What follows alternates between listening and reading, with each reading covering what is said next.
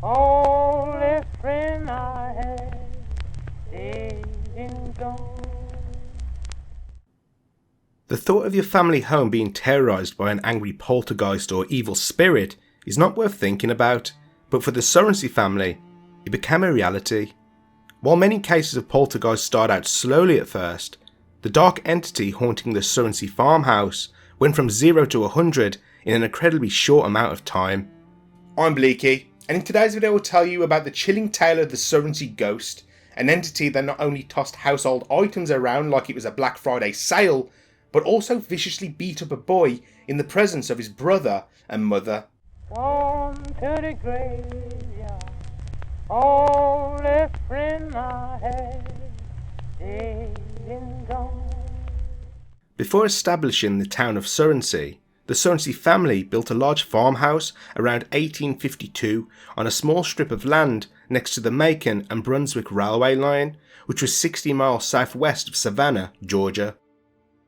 The two-storey house was tall and weatherboarded to ensure it could withstand any formidable conditions. Unfortunately, they're not designed to keep out the supernatural. The house contained 4 bedrooms with the same amount of rooms underneath, with the family kitchen and dining room connected to the back of the house. The lonely house stood long before other families made the area their home. The Surrency family were pretty normal, but had gained quite a fortune, with the father of the family, Mr. Alan Powell Surrency, working as a sawmill operator. Alan married a woman named Wealthy and went on to have 8 kids: Millard, Sarah, John, Samuel, Clementine, Biggio, Robert and Lola. Wow, 8 kids. Something tells me that this couple got bored of reading books for entertainment at bedtime. Alan Surrency has been described as a nice guy who worked hard and was well respected by people. His wife was also known to be hardworking, especially when it came to running the household. In fact, the couple also provided rooms for board for any visiting guests who Wealthy would also cook and clean for. The Surrency family farmhouse has been described as beautiful, and the unit was happy living in its rural surroundings. That is, until something truly evil came knocking at the door, and I'm not talking about the window cleaner at 7 o'clock on a Saturday morning. The apple pie life of the Surrency family lasted for 20 years before it was suddenly turned upside down, when one day, strange things began to happen. On the 17th of November 1872, 13-year-old Clementine Surrency was waiting by the train line outside the house for her father to return home from work. The train carrying Alan was running late, and Clementine was growing impatient.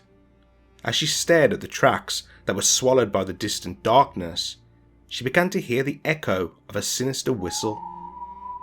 As she focused on the origin of the noise, she saw a shadowy figure of a man walking towards her beside the track. Feeling nervous, she walked back towards the porch. As she reached the wooden steps, however, a stone landed near her. When later sharing the story, Clementine said she didn't want to appear like a coward, so she decided to sit on the steps and look in the direction the object came from, but she couldn't see anyone. Several more stones began to bounce off the steps around her, with none of them making contact. As fear set in, the girl decided to go into the house. At the time, a number of Alan's friends were in the house also waiting for him to return, including Reverend Benjamin Blitch, Colonel Roberts, and Mr. Surrency's brother. The girl decided not to tell the men, as she was worried that they would laugh at her and tell her she was being silly. Instead, she went into the kitchen to tell her mother. As she walked through the passage that led to the kitchen, however, she could hear stones hitting the house from the outside. After telling Wealthy that there was a man throwing things, she instructed the men to check around the house and catch the person responsible. But no one was outside. As they re-entered the house, however, the suspected trickster turned into something far more terrifying. Pots and pans began to overturn on their own, while plates crashed to the floor like they were at a Greek wedding. The coffee pot also flipped over, while cutlery slid across the floor.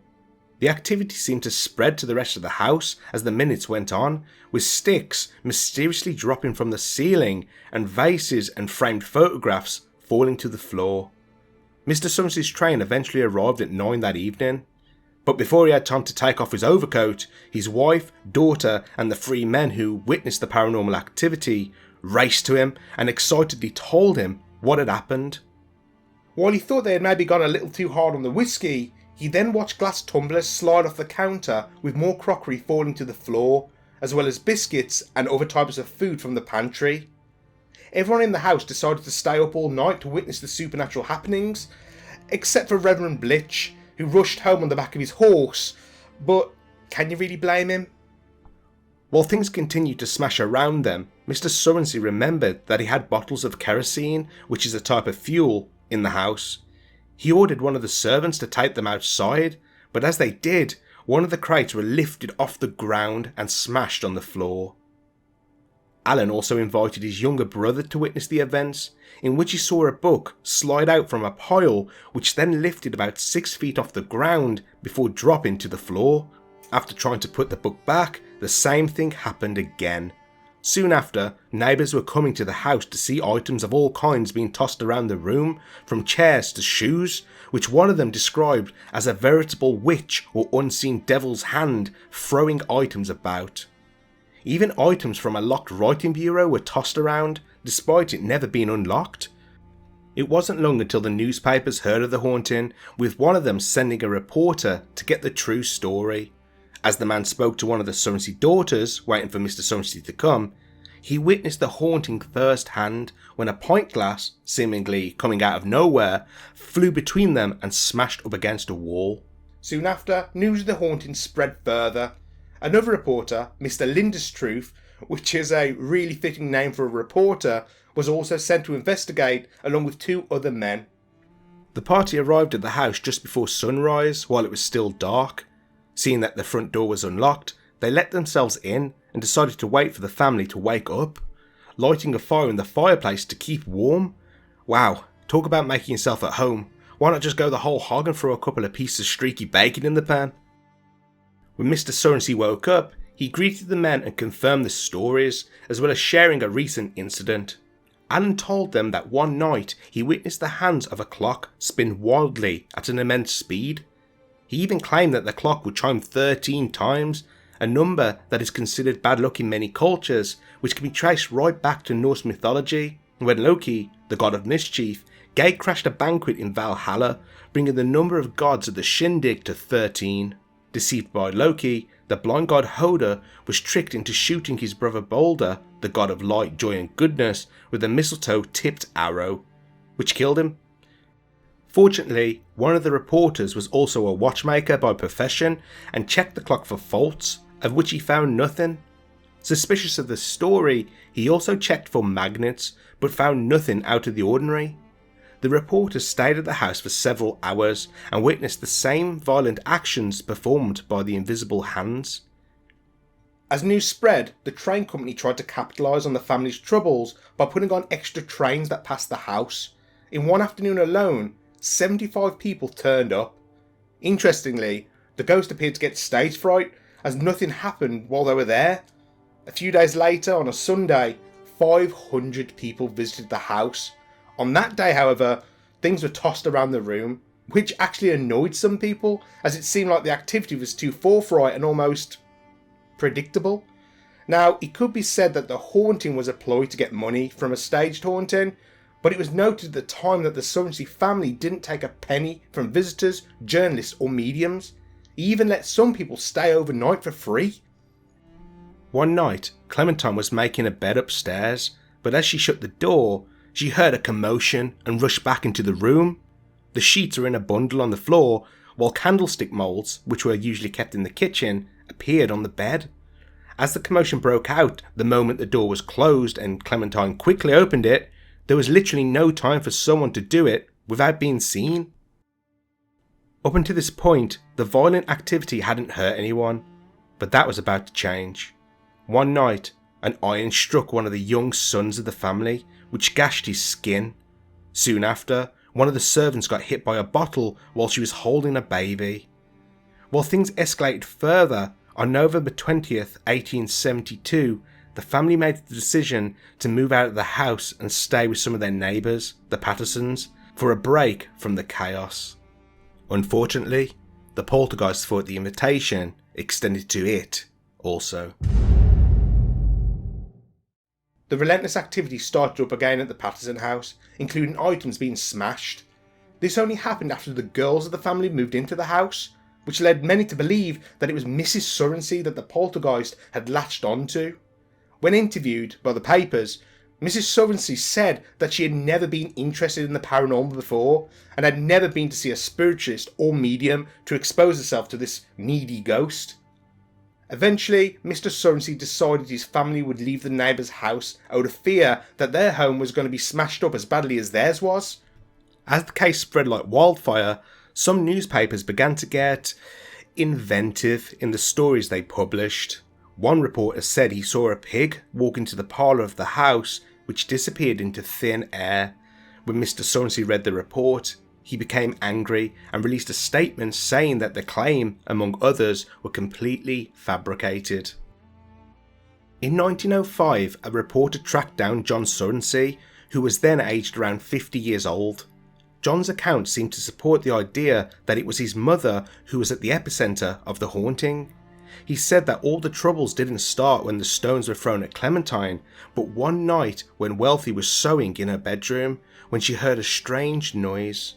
She tried to ignore it and continue sewing, but it got louder and louder. Eventually, she looked up to see the pitcher inside her wash bowl rocking backwards and forwards. After checking for string, suspecting a prank performed by one of her mischievous boys, she found it had been moving on its own. On another occasion, when John and his mother were sat at the dinner table, the door to the room slowly closed. John asked his mother what had happened, to which she looked down at her plate and quietly said, "That was done by the wind." No sooner had she said that, the door flung back open violently and two windows were opened suddenly and slammed back shut, smashing a couple of small panes of glass. Something tells me that that wasn't the wind. Shortly after, the tablecloth was pulled like a failed magician's trick, scattering cutlery and the dishes all across the floor. John believed that the activity, which his mother asked him to keep a secret from the other family members, was only restricted to his mother's bedroom and dining room, but within a couple of days it had spread throughout the entire property, including the incident Clementine had at the train tracks outside. The most chilling incident during the haunting of the Surrency house is believed to have happened in February 1873 and became the penultimate event that was the last straw for the family. Sadly, the decision not to do anything sooner had dire consequences for one of the Surrency children. One evening, John walked into the dining room and saw his elder brother sat at the table. A fire was flickering in the fireplace and things seemed calm, but suddenly one of the huge Adrians, which are a metal stand that holds burning wood in the fireplace, floated into the air and struck his brother Millard on the head. Millard jumped up in shock, with blood trickling down his face. The stand rose again and John grabbed onto it to try and stop the same thing happening again, but the unseen spirit managed to wrench it out of his hands and struck his brother again. John cried out in terror at his cowering brother. "Run! Run for your life! If you stay here, you will be killed, and I cannot help you!" The brother ran, but the stand once again was dragged with force and rose into the air. The mother had heard the commotion and ran into the room, but as she stepped in, the stand hit the boy again, who was knocked unconscious at his mother's feet. The very next day, the family moved to the other property they owned, only taking their clothes. Millard took a long time to recover from the beating and eventually developed a fever that almost killed him. The Surrency house stood empty for the rest of its days, with family members refusing to enter it. While the house fell to ruin over the decades that passed, curious folk interested in the paranormal investigated the old building until it was finally burnt down in 1925. To this day, no structure has ever been built on the site. So what caused the Surrency haunting? Some claim that the farmhouse was built on a ley line which connects ancient structures and points which are believed to empower spirits. Others claim that the house was built on a Native American burial ground. Yep, that old horror cliche. Earthquakes were also given up as answers during the hauntings, although that was ruled out with the frequency of the activity. Of course, there was the theory that wealthy Surrency or other members of the family were haunted, or that they had unknown extrasensory abilities that harnessed and empowered the spirit. One of the most compelling claims that followed the haunting was that it was a servant who was responsible after a separate haunting in Atlanta. The owner of the house claimed that one of his servants, who previously worked at the Surrency house, was seen concealing and throwing a piece of brick when she thought nobody was watching her. She was immediately apprehended and, out of fear of being arrested, confessed to orchestrating the haunting. But if that was the truth, then how did she cause the activity in front of several witnesses and go undetected, as well as make a metal stand continuously fly through the air and beat a poor boy to an inch of his life? Regardless of the reason, the alleged paranormal activity continued to follow the family right up until Alan's death in 1877. Was the maleficent spirit terrorising the home finally satisfied that Alan was no longer alive? There have been several unverified rumours that the father of the family was part of a dark religion, had made a pact with a demon to obtain his wealth, or committed a heinous crime that resulted in him being haunted. But in truth, nobody really knows. But what we do know is that there was a farmhouse long before the town of Surrency existed, and that it was reportedly tormented by a dark spirit which many other people witnessed and documented in the media. What makes the Surrency haunting so interesting as somebody who's fascinated with the paranormal is that it is one of the most verified ghost stories in American history. At the time, people travelled from all around the world to witness the hauntings for themselves, and unbelievably, some of them left disappointed, as the property was active from the moment they stepped inside, making it feel less special. I guess some people just like to be teased a little bit. The little minxes. Today, very few people talk about the Surrency Ghost, and all the people who witnessed the haunting firsthand, along with the house, are long gone. But that doesn't mean paranormal activity doesn't carry on to this day, with a ghostly light being reported, especially around the plot of land the house once stood on and the railway tracks. Could this have anything to do with the shadowy figure that Clementine saw in the early days of the haunting? Is this light a remnant of a twisted and hateful spirit that made the lives of the Surrency family a living hell for all those years? Let me know what you think in the comment section below. If you enjoyed this video and would like to support the channel, please hit the subscribe button and ring the notification bell. That way you'll be notified as soon as I upload, and it will also help the channel grow and help me get more of these real life ghost stories out there. And as always, sleep well, friends. Only friend I had, dead and gone. Only friend I had, only friend I had, only friend I had, dead and gone.